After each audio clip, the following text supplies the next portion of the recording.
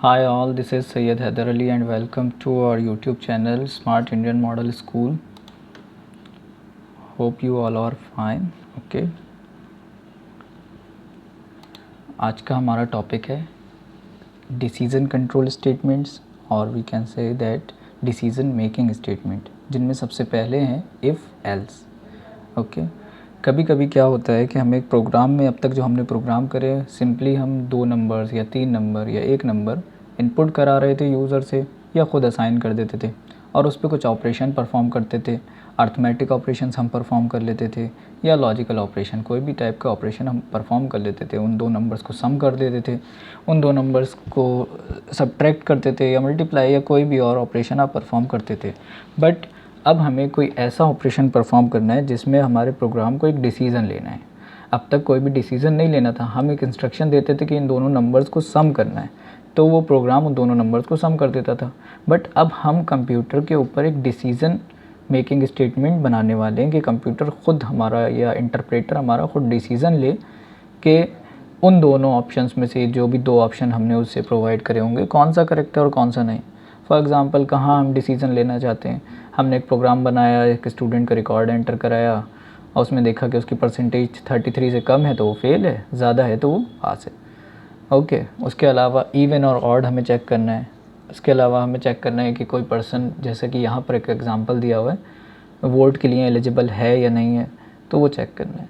Usually if और else को हम डिसीज़न मेकिंग स्टेटमेंट और डिसीज़न कंट्रोल स्टेटमेंट्स ही बोलते हैं. Usually statements in a program are executed one after another. However, there are situations when we have more than one option to choose from.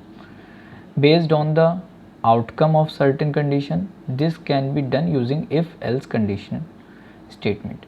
Conditional statement let us write program to be different task or take different path based on the outcome of the condition. There are 3 ways to write if-else statement.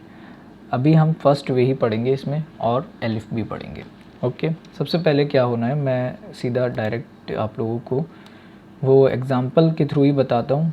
ये आप इतना हिस्सा आप note कर लीजिएगा अपने notebook में. Python में जाने के लिए मुझे स्टार्ट बटन में जाना है. स्टार्ट बटन के बाद मुझे ऑल प्रोग्राम पाइथन 3.7 आइडियली में जाऊँगा और एक रिसेंट प्रोग्राम मैंने अपना लास्ट जो हमने किया था वीडियो में वो मैंने ओपन कर लिया. इसमें ही मैं अब राइट करता हूँ. ओके.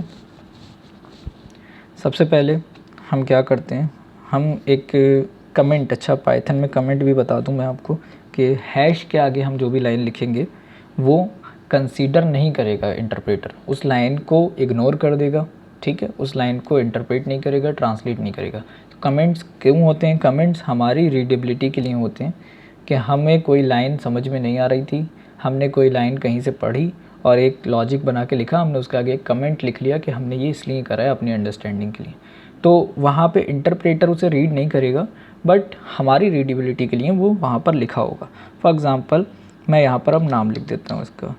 प्रोग्राम जो हम बना रहे हैं चेक इवन और ऑड. हम क्या करेंगे, यूज़र से सबसे पहले एक नंबर इनपुट कराएंगे. 2 नंबर्स की ज़रूरत नहीं है इवन ऑड के लिए. हम एक नंबर इनपुट कराएंगे यूज़र से और चेक करेंगे कि वो नंबर इवन है या ऑड है. बेसिकली इवन या ऑड के लिए हमें क्या चेक करना होता है हम वो देख लें. सबसे पहले यहाँ पर हमारे पास पेंसिल है. ठीक है. कोई भी नंबर इवन है या ऑड है उसके लिए हमें सबसे पहले ये देखना पड़ेगा कि उस नंबर का रिमाइंडर क्या है. इवन ऑड चेक करने के लिए हमें अगर कोई भी नंबर, फॉर एग्ज़ाम्पल 3 है हमारे पास, 3 का अगर हम रिमाइंडर फाइंड आउट करें, आप यहाँ से 2 से आप डिवाइड कर दीजिए इसको 1 टाइम्स में, यहाँ पे 2 आ गया और रिमाइंडर बचा है 1. ठीक है. हमेशा इवन नंबर्स का रिमाइंडर 1 होगा. ओके. इवन नंबर्स का रिमाइंडर ऑलवेज 1 रहेगा. ओके. चाहे कोई भी इवन नंबर हो. आप 5 कर लीजिए इसकी जगह. 5 को देख लीजिए, ये 4 टाइम्स में जाएगा 1. 2 से हमें डिवाइड करना है उस नंबर को. अगर उसका रिमाइंडर 1 बच रहा है तो वो इवन नंबर है और अगर 0 बच रहा है उसका रिमाइंडर तो वो ऑड नंबर है. तो इवन ऑड चेक करने के लिए हमें रिमाइंडर फाइंड आउट करना है. अब हमें 2 कंडीशन मिल गई. अगर उसका रिमाइंडर 1 है तो वो ऑड है और अगर ऐसा नहीं है तो वो इवन है. तो अब हम चेक कर लेते हैं. हमने सबसे पहले यूज़र से एक नंबर इनपुट कराना है. हमने एक नम नाम से वेरिएबल बना लिया है और इनपुट, यूज़र से हमने एक इनपुट लिया, एंटर ए नंबर। ओके, ये नंबर क्योंकि string as a string input होगा तो हमें इसे चेंज करना है इंट में, हम यहाँ पे इंट फंक्शन का यूज़ कर लेंगे। ओके, ये चीज़ हम पहले वीडियो में समझ चुके हैं कि क्या है, इसलिए अब मैं एक्सप्लेन नहीं कर रहा। अगर आप लोगों ने नहीं देखी है पिछली वीडियो तो दोबारा से उसे जाकर हमने सेकंड या थर्ड वीडियो में इसे समझा है। इनपुट आउटपुट फंक्शन जिस वीडियो में हमने करे हैं उसी वीडियो में हमने इसको अच्छे डिटेल में समझा है। अब हमें चेक करना है कि ये नंबर इवन है या ऑड है। तो इफ़ हमने यूज़ कर रहा, इफ़ स्टेटमेंट आप देखें, इफ़ कीवर्ड है। कीवर्ड जब भी आप इसमें लिखेंगे वो ऑरेंज कलर से हो जाएंगे। और कीवर्ड होते क्या हैं ये भी हमने स्टार्टिंग में पढ़ा था। Keywords are the reserve word, सबसे पहले लेक्चर में हमने ये पढ़ा है। कीवर्ड वो वर्ड्स हैं कि जिनका मीनिंग हमें कंपाइलर को या इंटरप्रेटर को बताने की ज़रूरत नहीं पड़ती है, वो ऑलरेडी नोन बाय कंपाइलर और ऑलरेडी नोन बाय इंटरप्रेटर होते हैं। ओके, इसके बाद हम चेक कर रहे हैं ए मॉड्यूलस चेक करना है हमने। रिमाइंडर निकालने के लिए हमें परसेंटेज का आइकन ये सिंबल लगाना पड़ता है। और किससे हमें डिवाइड करना है इसे, 2 से। अगर इसका सम इक्वल हो, ये हमने डबल इक्वल टू क्यों लगाया है ये भी हम आगे लॉजिकल ऑपरेटर्स में हमने पीछे पढ़ा था। ये जहाँ तक मुझे याद है मैंने आपको बताया था, लॉजिकल ऑपरेटर्स में हम डबल इक्वल टू इसीलिए लगाते हैं क्योंकि अगर सिंगल इक्वल लगाएंगे तो वो असाइनमेंट ऑपरेटर होगा। उसके बाद जैसे ही हमने एंटर प्रेस करा इस कंडीशन को लिखने के बाद, जैसे ही हम एंटर प्रेस करेंगे हम नेक्स्ट लाइन में आप देखिए इतना इंडेंशन वो छूट गया है यहाँ पर। आप हमेशा आपको इतना इंडेंशन ही छोड़ना ही पड़ेगा, यहाँ से यहाँ तक। ये देखिए ये इतना इंडेंशन छोड़ के आपको वर्क करना है। यहाँ से अगर हम यहाँ से लिख देंगे तो हम इस ब्लॉक के अंदर नहीं है, इफ़ के ब्लॉक के अंदर नहीं है। आप देखिए मैं एंटर प्रेस करता हूँ तो ऑलरेडी वो ऑटोमेटिकली ही फंक्शन एक टैब के बराबर स्पेस छोड़कर हमसे आगे आता है। ओके, अब हम इसमें लिख देते हैं कि अगर वो नंबर जो ए नहीं है, सॉरी मैंने नाम से वेरिएबल बनाया है, अगर वो नंबर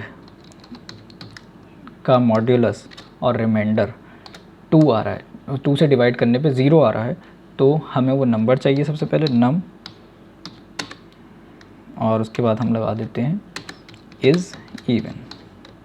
ओके, और अगर ऐसा नहीं है तो मैं इस लाइन को कॉपी करता हूँ सबसे पहले, और अगर ऐसा नहीं है तो हम एल्स पार्ट में जाते हैं, ELSE एल्स देखिए, और एल्स के बाद भी हमें कोलन लगाना है। कोलन लगा के जैसे ही हम एंटर करेंगे ऑटोमेटिकली वो एक टैब के बराबर स्पेस दे देगा और हमें यहाँ पे पेस्ट कर देना है, और इवन की जगह हमें बस कर देना है ऑड।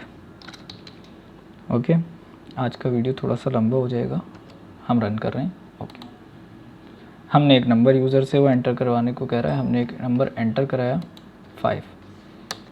5 is odd. हम इस प्रोग्राम को फिर से रन करते हैं और F5 हमने रन करा। ओके, अब मैं कोई नंबर एंटर करा रहा हूँ 76 इज़ इवन।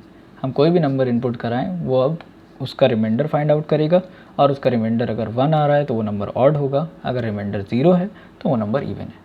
और सिंपल सी जब हमारे पास 2 कंडीशंस हैं कि इफ़ और एल्स, तो हमें बस कुछ लगाने की ज़रूरत नहीं है, दूसरी कंडीशन हमें चेक करने की ज़रूरत नहीं है। अगर स्टूडेंट पास नहीं है तो दूसरी कंडीशन चेक करने की ज़रूरत है ही नहीं कि वो फेल है। अगर वो नंबर इवन नहीं है तो दूसरी कंडीशन आपको चेक करने की ज़रूरत ही नहीं है, क्योंकि दूसरी कंडीशन है ही बस एक ऑड। डायरेक्ट हम इसलिए एल्स में बिना कंडीशन चेक करे हमने डायरेक्ट ऑड में लिख दिया और एल्स में लिख दिया है कि number is odd. Okay, but अगर हमारे पास मल्टीपल कंडीशंस हो, अगर हमारे पास 2 से ज़्यादा कंडीशंस हो, तो हम क्या करेंगे। फॉर एग्ज़ाम्पल अब हमें दूसरा प्रोग्राम हम यहाँ पे कर लेते हैं कि हमें चेक करना है, check number is negative, positive और 0। अब हमें ये चेक करना है, 3 कंडीशंस यहाँ पे आ गई। हमें एक नंबर यूज़र से एंटर करवाना है और उसे चेक करना है कि वो नंबर पॉजिटिव है, नेगेटिव है या 0 है। तो हम सबसे पहले क्या करेंगे, उस नंबर को हम चेक करेंगे कि वो नंबर ग्रेटर देन 0 है। अगर वो नंबर ग्रेटर देन 0 है तो हम यहाँ पे प्रिंट करेंगे, प्रिंट का देखिए मैंने P कैपिटल कर दिया,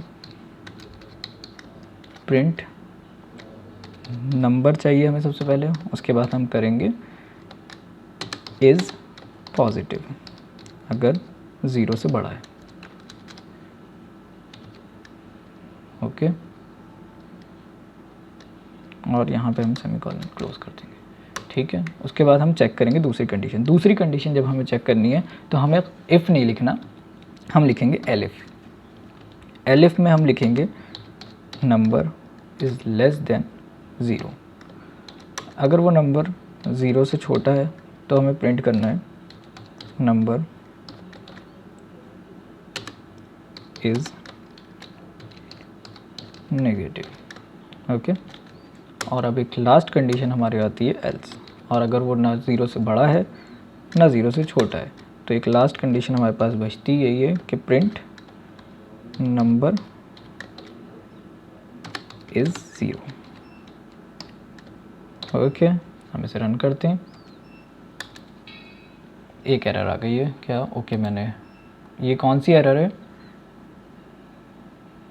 बताइए, आप लोग कमेंट करिएगा ये कौन सी एरर है। मैं बता देता हूँ फिलहाल यहाँ पे, आप लोग पहले पॉज करके सोचिएगा ये कौन सी एरर है। मेरा प्रोग्राम एग्जीक्यूट ही नहीं हुआ। कौन सी एरर है ये? सिंटेक्स एरर है। ओके, क्योंकि पैरेंथेसिस पेयर में नहीं थे। ओके, हम यहाँ पे एक नंबर एंटर करा रहे हैं 5। Okay, 5 is positive. मैं इसे फिर से रन करता हूँ इस प्रोग्राम को। अब मैंने नंबर एंटर कराया है -7। -7 इज़ नेगेटिव। ओके, और मैं फिर से रन कराता हूँ। इस बार मैंने एंटर कराया 0। 0 इज़ 0। ओके, तो यहाँ पे हमने मल्टीपल कंडीशंस चेक करी हैं और इसके अलावा भी हमें अगर और कंडीशंस चेक करनी है, फॉर एग्जांपल आप रिज़ल्ट, और ये आपका होमवर्क है, आप लोगों ने करना है कि आप 5 मार्क्स एंटर कराएंगे एक स्टूडेंट के 5 सब्जेक्ट्स के, और उसके बाद उनका सम करेंगे, और सम करने के बाद आप चेक उसकी परसेंटेज निकालेंगे। परसेंटेज निकालने के बाद आपको क्या करना है कि वो चेक करना है कि वो परसेंटेज के अकॉर्डिंग उसकी पोजीशन क्या है। या सबसे पहले आप ये चेक करिए कि वो पास है या फेल है, ये इफ एल्स से हो जाएगा। और उसके बाद जब मल्टीपल कंडीशंस लगानी होंगी तो आप चेक करेंगे वो उसकी डिवीज़न क्या है, फर्स्ट डिवीज़न है, सेकंड है, थर्ड है या फेल है। यहाँ पे आएंगी आपके पास 4 कंडीशंस। तो वो 4 कंडीशंस के लिए आपको एलिफ का यूज़ करना पड़ेगा। ओके, तो अगर इसमें अभी तक कोई भी चीज़ इन दोनों में, इफ़ में, एल्स में या एलिफ में, इनमें कोई भी चीज़ आपकी समझ में नहीं आई हो तो कमेंट कर दीजिएगा, मैसेज कर दीजिएगा व्हाट्सएप पे। कोई भी प्रॉब्लम हो, कोई भी दिक्कत आ रही हो आपके, और कोई प्रॉब्लम आ रही हो पिछली वीडियोस में से किसी में कोई, तो आप कमेंट कर दीजिए, मैं आप लोगों को रिप्लाई कर दूंगा। ओके, तब तक के लिए हम इस वीडियो को यहीं ख़त्म करते हैं और नेक्स्ट वीडियो में हम देखेंगे एक रेंज फंक्शन हम देखेंगे और एक फॉर लूप की स्टार्टिंग हम देखेंगे, कैसे लूपिंग कैसे यूज़ करते हैं हम पाइथन में। Okay, keep subscribe our channel Smart Indian Model School. Okay, bye.